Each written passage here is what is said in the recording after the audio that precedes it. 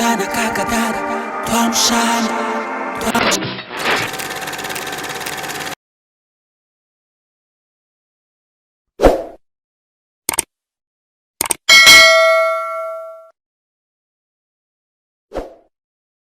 Tukiamuka tutajenga kwetu, ila tukilala tutachekelewa. Twaomba msaada kwa viongozi wetu, tuliowachagua nchi kuiongoza. Mon cher frère, Yeah. tu prends une taf? Non, c'est comme d'hab, toi-même. C'est quoi ce qu'on a? Non, ça c'est l'énergie, tu vois. Ça nous... Quand il fait trop chaud comme maintenant, on a besoin de se requinquer un peu, de prendre un peu de l'énergie, histoire d'être en forme pour la deuxième mi-temps, tu vois ce que je veux dire. Et c'est vraiment de l'énergie en soi. Comment est-ce qu'on peut appeler ça? Énergie, bon. Mais à part fort, j'ai goûté, mais c'est fort. C'est fort, franchement. T'es sûr? Ouais. C'est vraiment fort. C'est quoi ce qu'il y a dedans? Tu vois, tu peux même lire de toi-même. C'est marqué énergie. Et quand tu vois marqué énergie, toi-même tu dis que c'est fort, donc il faut mettre de la force. Ça m'a brûlé. Ça doit vraiment... Mais ça brûle. Ouais. Est-ce que c'est le contenu qui est écrit qui est dedans? En quelque sorte. Parce que même si tu vois la notice est écrit en rouge, donc c'est de l'énergie, tu vois. Parfois les gens sont fatigués, ils n'ont pas la force de marcher sur le soleil, mais avec quelques gorgées d'une boisson énergisante et puis... Mais ce que je comprends bien, c'est que la boisson qui est dedans, c'est pas ce qui est écrit. Ça, c'est vrai. Ça, c'est ton avis, tout le monde est libre. Ça, c'est vrai. De... Moi, j'ai goûté. Et j'aimerais encore goûter, vu qu'on va parler pendant un certain temps. Non. T'es libre de faire... Mais dites-moi, quand nous buvons ça, pourquoi est-ce qu'on est obligé de prendre ça? De telle boisson? Bon, moi, ce que je peux dire est que... Bon, ici, la boisson énergisante qu'on connaît, c'est celle-ci. Mais si je pars dans le cadre de marketing ou bien de business... Parlons du feeling. Quel feeling ça fait? Quel feeling ça fait? Le feeling diffère de tout un chacun. Tu vois. Il y a des gens qui... D'abord, j'aimerais commencer par nous introduire nous-mêmes. Ok. Et si nous sommes là maintenant, parce que nous aimerions parler de quelque chose. Ok. Et nous aimerions parler de ce qui dérange et ce qui n'est pas bien dit et ce qui, quelquefois, on refuse de dire. Vous comprenez? Si nous sommes là ensemble maintenant, c'est pour parler des inédites. Twamshana TV, on the mic, Joseph Kabouya, peut-être un peu drogué, mais pas trop. Je suis avec vous. Pourquoi aujourd'hui? On m'invite parce qu'on va me parler des choses qui concernent, des choses qui me troublent déjà la tête. Et avec vous, je vous accompagne à aller découvrir un jeune frère qui s'appelle Christian. Ça me sonne déjà dans la tête. Allons voir le jeune Christian. Parce qu'aujourd'hui, on va parler des choses qui ne se disent pas au micro ni devant la caméra. Je sens déjà la tête qui tourne. Christian, toi tu dis quoi? Oh, ça va mon grand? Hey. Ouais, on est là, toujours dans le quartier, toujours ensemble. Ça va? Ouais, ça baigne, ça baigne. Tout cool? Ouais, tout est cool. On va parler avec toi. Yo. Ce que tu m'as donné, c'était quoi? C'était juste en dans la bouteille là. Ah non, mais c'était peut-être... On peut parler maintenant? Comme d'hab. Tu peux t'asseoir, on parle? Comme toujours, man. Bon, je réponds au nom de Routel et Lukanda Christian. Bon, je suis aussi connu sur le nom du CG ou bien le Phoenix CG. En bref, le casseur de jeux parce que je suis artiste. Bon, je suis né à Bukavu. Et maintenant, je suis en train de poursuivre mes études à Kigali, mais je vis précisément en Gouba, dans l'avenue Corniche. Bon. Je vais juste vous parler de l'expérience que j'ai eue dans ma transition entre l'adolescence et l'âge adulte. J'étais influencé par beaucoup de trucs, ok. Vous savez, on dit souvent l'expérience guide mieux, rend sage que les conseils. Et je peux vous assurer, en tant que fils aîné, je n'ai pas eu de grand frère pour me guider. Il fallait que je goûte à me brûler et puis savoir comment guider mes petits frères. Donc, maintenant, je vais vous parler de mon expérience vis-à-vis des drogues. ce qui concerne les drogues, j'ai commencé les drogues, ok, dans l'adolescence vers 13-14 ans, mais c'était encore les drogues douces. J'avoue, bon, les drogues douces, il y en a beaucoup, mais les drogues illégales, on peut parler du cannabis. Là, j'ai commencé ça au pays, il y a longtemps, à l'âge de la puberté, tu vois. Mais quand j'ai terminé mes études secondaires, et il fallait faire une orientation pour continuer les études supérieures et universitaires, il fallait que j'aille dans un autre pays parce que bon, les conditions n'étaient pas vraiment tous réunis pour poursuivre mes études ici au pays. Je suis allé dans un pays étranger, un pays voisin. Et là, quand je suis arrivé là, tout était nouveau. Jusque même dans la langue parlée, les styles vestimentaires, même la culture, vraiment tout était différent de ce que j'avais connu jusque-là, du haut de mes 19 ans que j'avais pour la première fois que j'ai quitté le pays. Alors là, il y avait beaucoup d'influences, tu vois, il fallait s'adapter. Tout était nouveau pour moi. Et moi, en ce qui me concerne, j'ai continué avec mon style, avec mes drogues douces, les cigarettes et le cannabis. Bon, mais quand j'ai eu l'influence des autres compatriotes, après avoir passé plus d'une année là-bas, dans un pays étranger, il y a une vague, je peux appeler ça une vague, des compatriotes qui venaient aussi poursuivre leurs études secondaires. Alors c'est par leur intermédiaire que j'ai découvert d'autres drogues. Ils me disaient souvent, oh Sidi, Christian, oh, toi tu as quitté le pays trop tôt, ceci et cela n'était pas encore en temps, tu vois. Maintenant, à Bukavu, c'est ça. Et j'ai découvert l'héroïne par ça. Certains d'entre eux, on était classmates, donc on était collègues, on partageait la même université, même chambre, on était des colocataires. Alors, quand ils prenaient leur drogue, moi, tellement on a grandi ensemble, je ne pouvais pas les juger. Ce sont des gens que je connais. Ils ont commencé à faire leur truc, mais par cette influence, avec parfois quelqu'un, tu vois, la vie estudiantine est trop stressante. Parfois, il y avait des choses qui étaient juste difficiles à gérer pour moi. Et parfois, je leur disais de goûter. Je leur demandais de goûter. Et par leur compagnie, je commençais à prendre l'héroïne. C'est quelque chose que je ne connaissais pas même que ça s'appelait héroïne. Mais j'ai commencé à la fumer. L'héroïne, c'est une drogue. Tu peux te l'injecter. Tu peux la mélanger avec du cannabis dans un joint. Il y en a qui la boivent. Il y a d'autres qui la mettent dans la niche. Donc ça dépend, c'est de la poudre jusqu'au moment où ça atteint ton système sanguin. Ok, tu sens une euphorie. Voilà. En plongée dans la drogue parce que, ok, la majorité c'était des problèmes familiaux.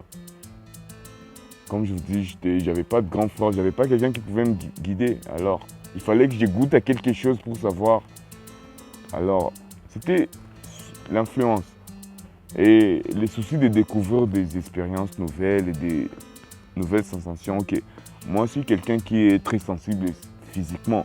Donc, je suis quelqu'un qui aime les sensations fortes, tu vois. Je suis accro à l'adrénaline, quelle qu'elle soit. Après l'héroïne. Après l'héroïne, je suis passé au crack. Le crack, c'est de la cocaïne qui est basée, qu'on a déjà basée. C'est de la cocaïne, mais déjà basée. Basée, donc, comment est-ce que le terme dilué un peu, comment instance de diluer qu'on a basé, par exemple, soit en ce qui concerne les dealers, soit pour faire plus de profit, en ce qui concerne les junkies, pour avoir plus d'euphorie. Ouais, plus de feeling, c'est ça un peu. Après les cracks, j'ai fait des pilules, il y a des diazépams, il y a des amphétamines, tout ça, tu vois. C'est un peu ça les drogues auxquelles j'ai touché moi personnellement. Et les études? Les études, ok. Si quelqu'un est déterminé, par exemple, tu te dis étudiant et tu es déterminé, mais tu prends à la drogue. Si tu prends de la drogue douce et tu es déterminé, ok, par la grâce de Dieu, tu peux atteindre tes objectifs. Mais quand c'est les 10, franchement, quand tu prends le chemin de prendre des drogues dures, c'est juste incompatible avec les cours. Pourquoi? Demande-moi pourquoi. Parce que quand tu prends des gens, quand déjà tu prends une drogue dure, ça veut dire que à un état, tu seras en manque. Et il est juste impossible d'aller au cours quand tu es en manque. Il faut d'abord que tu te satisfaies. Trouve ta drogue. Et puis après, le reste peut suivre. Même, tu n'as même pas besoin de manger quand tu es en manque. C'est un peu ça. Pour vous, le manque, on recourt à quoi? À la dose journalière. On prend l'argent comment? Tous les moyens sont bons pour trouver Par exemple, la tienne. Parce que quand je te dis, quand tu es en manque, par exemple, d'héroïne, surtout de l'héroïne, tu es pire qu'un malade, tu es pire que quelqu'un qui a la fièvre ou bien le malaria. Hein? Ok, comment est-ce que je peux exprimer ça? On dirait, on prend des aiguilles et on te picote partout sur le corps. Ok. quand tu n'as pas d'argent pour ça, tu fais quoi? Moi, par exemple, comme je me connais moi-même, j'ai un talent de communication. Moi, souvent, j'utilisais la communication. Je peux, en d'autres termes, en arnaque, donc je peux te faire avaler n'importe quoi, me faire passer comme si je suis dans un besoin quelconque. Et toi, le peu que tu me feras, le peu qu'un autre me fera, tout ensemble, j'aurai ma dose. Mais parfois aussi, la communication, ça ne marche pas. Pour ceux qui ne savent pas Il faut communiquer, faire ils font quoi? les vols. Il y a les vols, il y a ceux qui travaillent. Il y a ceux qui travaillent, mais qui ne font. Il y a des gens qui sont bons à travailler, mais leur travail n'apporte rien de bon. Tous les résultats est dans la drogue. Ils font quoi? Ils volent Voler comment? par tous les moyens possibles. Par exemple, Par exemple. Ok, moi personnellement, j'ai jamais volé qui que ce soit dans ma famille, dans ma propre famille. Alors il y a beaucoup d'exemples. Il y a les exemples, monsieur. Mais quand on parle de vol, même celui qui vole une cuillère ou bien celui qui vole celui une qui a viande. volé pour se trouver, celui qui a plus impressionné votre vie. Donnez-nous un exemple, une histoire par exemple. Celui qui est un drogué qui m'a plus marqué. En volant pour se trouver. En volant, je ne peux pas dire le nom, mais je peux par exemple dire Il a fait quoi? je peux juste aller jusqu'à casser la porte de quelqu'un. Il se renseigne sur ton emploi du temps. Il sait à quelle heure, à telle heure tu es au boulot, à telle heure tes enfants sont à l'école, à telle heure Il se renseigne, donc il prend du temps pour un vol bien fait. Hein? Il prend du temps de t'étudier pour savoir quand tu n'es pas à la maison, s'il s'agit de casser la porte de ta maison ou bien la porte de ton commerce. Il doit savoir ton emploi du temps. Wow, c'est un peu ça. Quelle Mais est il y a la plus d'autres. grande dose de drogue que vous avez connue? Pardon? La plus grande dose de drogue. La Dose plus grande dose de drogue. en termes de quantité. Non, non. Spécificité. C'est quoi la drogue la plus forte? La plus forte. Je sais pas, mais moi personnellement, je peux dire la plus mauvaise, c'est l'héroïne. Donc c'est la plus forte. Héroïne, c'est féminin du mot héros. Ce sont comment est-ce qu'on appelle ça en français? Des mots qui se prononcent de la même façon ou bien qui s'écrivent de la même façon, mais qui ne signifient pas forcément la même chose. Quel conseil pour ceux qui vont aller étudier à l'étranger demain ou le lendemain, vos jeunes frères? Bon, le seul conseil que je peux donner est que à mes jeunes frères qui prennent la décision d'aller étudier à l'étranger, la première chose est de savoir qu'est-ce qui t'a amené là-bas. Deuxième chose, c'est de savoir d'où tu viens, quels sont les sacrifices que les tiens ont fait. Parce que étudier à l'étranger, c'est très difficile plus qu'étudier au pays. Quelles sont les choses que ton sponsor, quel qu'il soit, familial ou bien peu importe, qu'est-ce qu'il a fait pour que. La troisième chose, c'est d'éviter les mauvaises fréquentations. Et moi, sur mon point de vue personnel, c'est éviter les gens, les compatriotes. Quoi. Un conseil aux parents qui envoient les enfants à l'étranger. À l'étranger. Les parents qui envoient les enfants à l'étranger. Un conseil que je peux donner aux parents, bon, moi je ne suis pas parent encore, ok, mais par mon expérience d'enfant, parce que j'ai des parents, je peux m'imaginer quelles sont les difficultés, les choses qu'ils ont eu par ma vie droguée, parce que j'ai passé bientôt 20 ans, j'avais passé plus de 20 ans dans la drogue. À part mon âge actuel, j'ai passé plus de 20 ans dans l'alcool. Les conseils que je peux dire, c'est d'avoir confiance, aux parents, d'avoir confiance à votre enfant. Quand vous décidez d'envoyer votre enfant à l'étranger, ayez confiance en lui. Hein. Qu'il vous dise des choses, croyez-le. Hein. Ayez confiance en lui.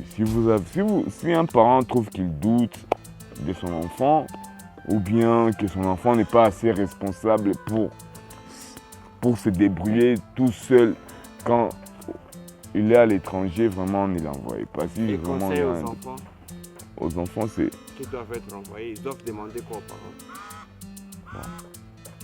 Un enfant, ça dépend. Bon, quand tu es déjà un âge adulte et tu fais l'université, je ne sais pas si tu es toujours considéré comme un enfant, mais ce que je peux dire est que de savoir tes objectifs.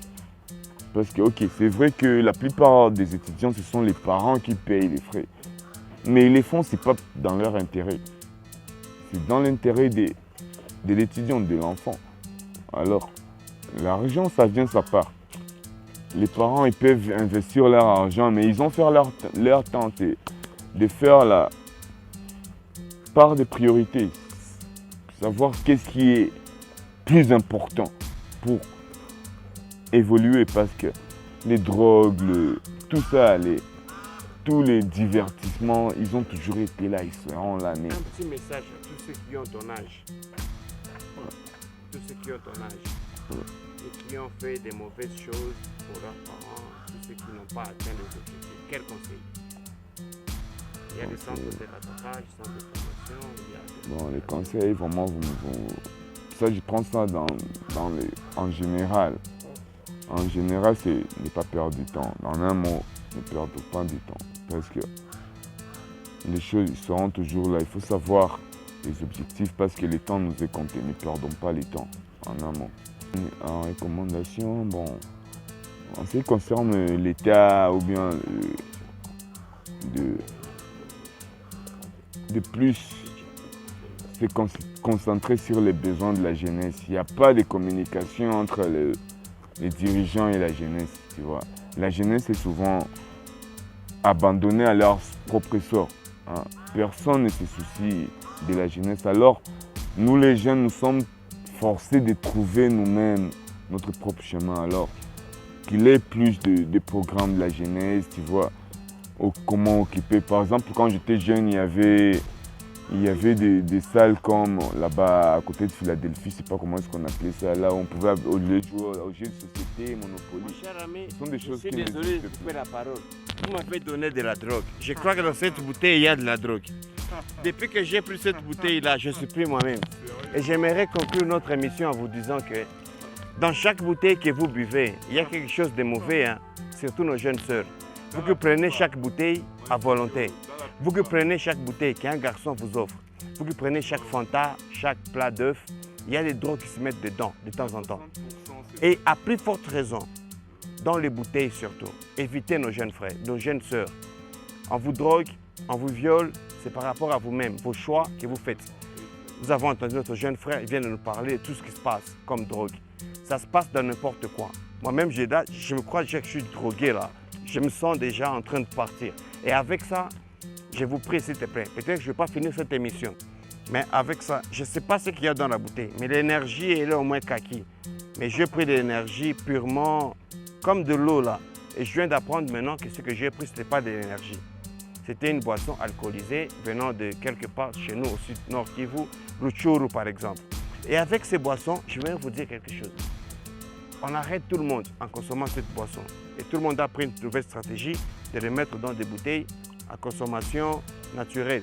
Jus, énergie, jus amba, jus afia, jus quoi que ce soit, eau minérale. Mais faites attention avec qui vous parlez et qui vous offre quoi que ce soit. Les boissons sont maintenant à différentes formes et les drogues aussi évoluent dans nos vies. Par rapport à ça, surtout pour nos jeunes filles, je donne un seul conseil. Moi-même là, ça part déjà. Je crois que ça va s'éteindre. Ça va s'éteindre. Oh là là. Mais il faut que je finisse ça. Si je finis pas ça, c'est ça la cocaïne, c'est ça l'héroïne. Si tu n'as pas encore fini, tu te sens toujours saoul. Et pour être bien saoul, il faut finir sa dose. Et quand tu as déjà commencé, si tu n'as pas fini, tu n'es pas un homme. Je vous dis bye parce que je vais finir ma bouteille. Je pars avec. Alors là, je suis aussi artiste, je peux vous faire un acapella. Ouais, le ouais. monde le veut, moment des aveux, je dis moment de viens faire ses adieux, c'est la réalité, tout est hideux. Sorcière accompagne son troll, toute la planète elle contrôle, Jezabel sur le trône, Dalila n'est plus la patronne, elle fait en sorte de faire la sorte, beaucoup de gens agissent de la sorte, la reine de diable mais quelle honte. Prophétesse de Baal, c'est pour morte. Si, c'est existe. Mais si et seulement si tu résistes. Et si tu es suisse, écoute suisse. Facture à la couille, si c'est. Alors t'as qui mis là. Jusqu'à trouver les kinilingueuses. Tu me casses le cul. Mon cher, je dois prendre du recul. Masturbate. When you must be the best. Alpha, beta. Oméga, giga, méga, cercle. Yes, de la capitale. Pourtant les îles sont sales. Les indigènes veulent y aller. Exode rural. Une richesse fatale. Misère totale. Politique déloyale. L'héritage du maréchal. Scandale continental. Les développements cales. À cause d'une erreur gouvernementale. Mais c'est un vrai cauchemar. Le peuple en a marre. Nous sommes face à des gens qui ne veulent que cultiver la haine dans nos cœurs. S'aimer la terreur pour récolter, puis importer la totalité de matières premières à leur malheur aux résidents, aux qui pensent et taire face au viol de nos mères, de nos sœurs, et ça va faire la même chose.